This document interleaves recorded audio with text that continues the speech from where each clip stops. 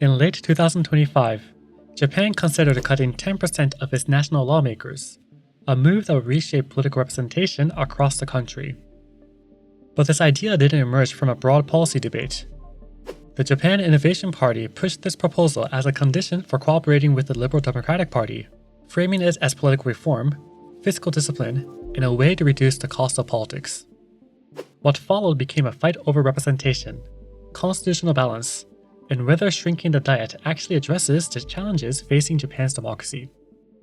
To understand why this proposal matters, we need to look at the proposal itself, the politics behind it, and the consequences if it passes. The debate itself began in late October, but it became concrete on December 5th, when the JIP and the ruling LDP jointly submitted a bill to reduce the size of Japan's House of Representatives by roughly 10%. 45 seats in total, including 25 single-member districts and 20 proportional representation seats. The bill did not pass during the 2025 extraordinary Diet session. Parliament closed on December 17, meaning the proposal would be taken up again in 2026. If enacted, the House of Representatives would shrink from its current size of 465 seats to 420. A central feature of the proposal is its one-year time limit. If the necessary adjustments are not completed within that period, the seat reduction will automatically take effect. Supporters say it enforces commitment, while critics argue it turns the numerical target itself the focus, rather than encouraging a broader discussion about representation. At this stage, the bill functions more as a framework for debate. And this is not the first time Japan has redacted the size of its parliament. But in the past cases, seat cuts were driven by very different pressures. From 2000 to 2017, Japan reduced the House of Representatives from 480 to 465 seats. This was not a cost-cutting or reform-driven decision, but a response to constitutional pressure over vote inequality, known as ippyo no kakusa. As populations shifted to urban areas, rural districts became overrepresented, with some votes carrying more than twice the weight of those in the cities.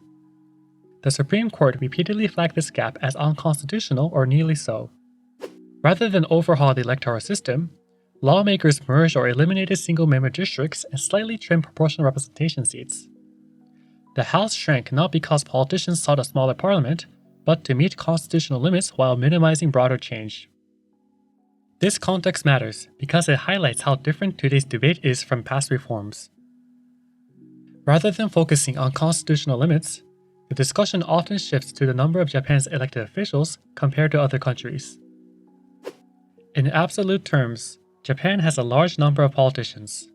It ranks 8th worldwide in the total number of elected officials.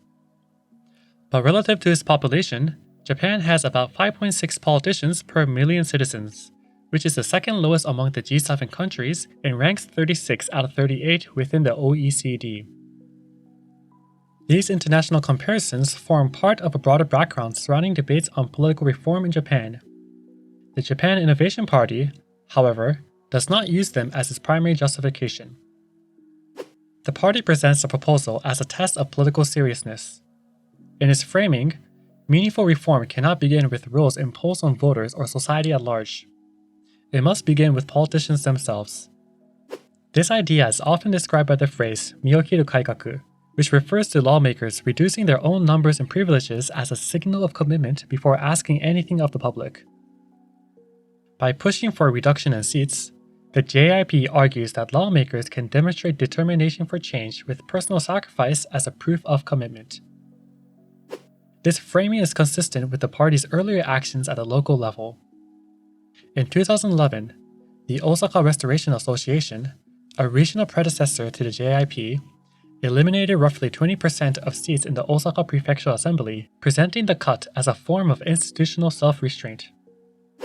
At the national level, the proposal is also framed as a way to reduce the cost of governance. Fewer lawmakers would, in theory, lower the overall expense of running parliament and reduce the long-term burden on taxpayers. Taken together, the bill is positioned by the JIP as both a symbolic and practical reform, one meant to signal political resolve while reshaping the scale of Japan's national legislature. Unsurprisingly, this proposal has triggered significant pushback across the political spectrum, including from within the LDP. Critics inside the party argue that the one-year deadline turned the 10% reduction into an end in itself rather than encouraging careful deliberation. Some also see it as a coalition management move rather than genuine reform. Opposition parties are more critical, rejecting the claim that this represents身を切る改革, and argue that reducing lawmakers disproportionately benefits large parties while making it harder for smaller ones to gain traction.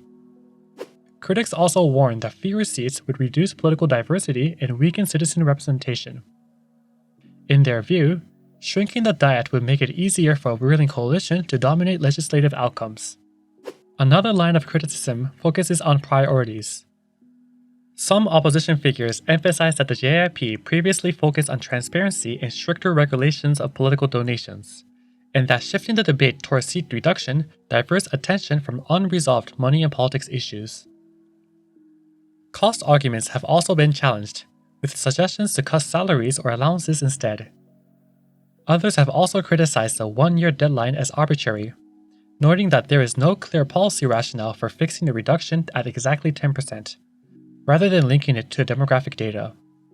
Prime Minister Takaichi herself acknowledged during a parliamentary debate that the 10% figure was accepted as a political compromise rather than derived from a specific policy calculation.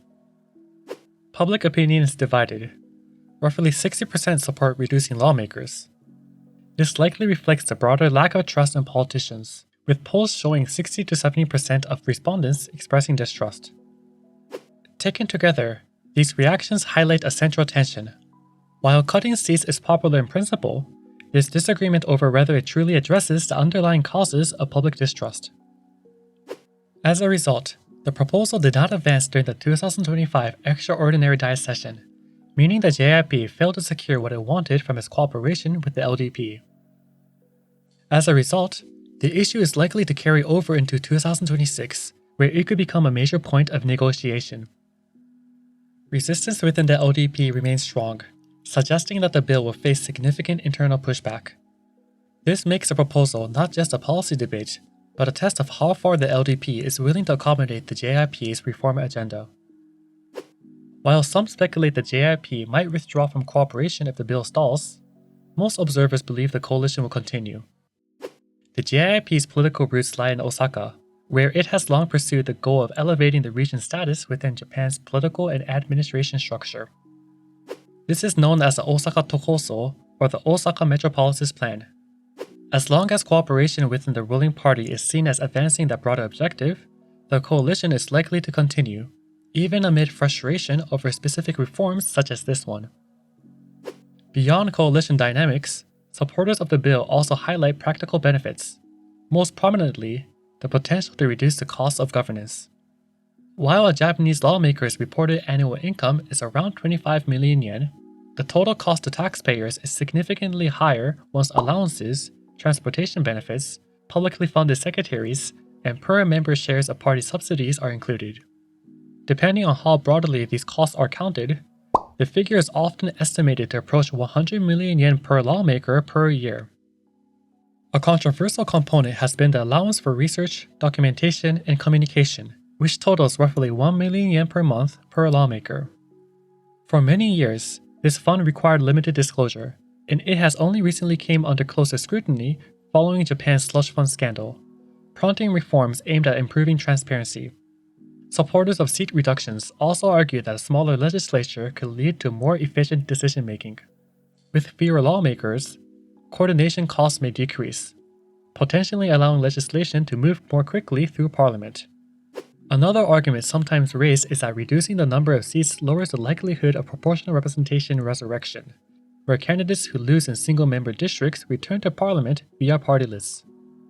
For critics of the current system, this is seen as improving accountability between voters and elected representatives. Critics counter that fewer lawmakers could mean fewer perspectives represented in Parliament, such as minority regions or groups. They argue that shrinking the diet risks concentrating political power rather than improving governance.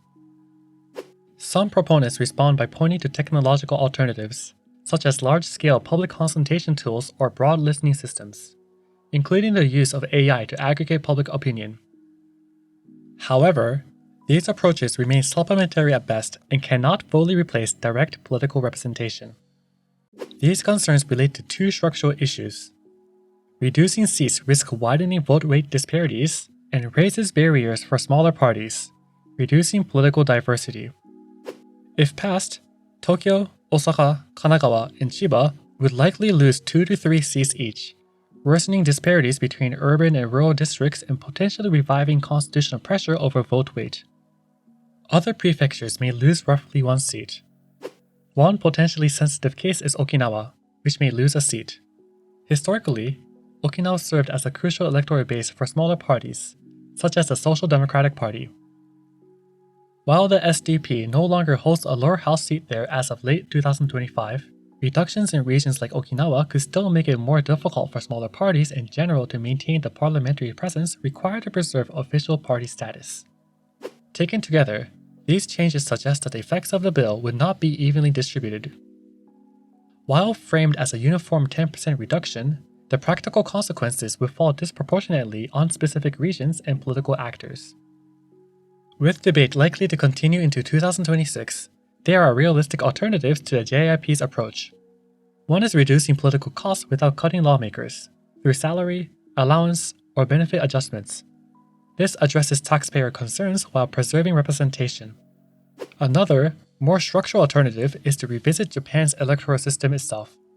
Changes to district design, proportional representation, or vote allocation could more directly tackle vote weight disparities and political diversity. Whether Japan should cut seats or rethink its electoral system altogether is where this debate naturally leads next, and that's exactly what we'll take a closer look at in the next video. Like the video if you learned something new, and subscribe to learn more about Japanese politics.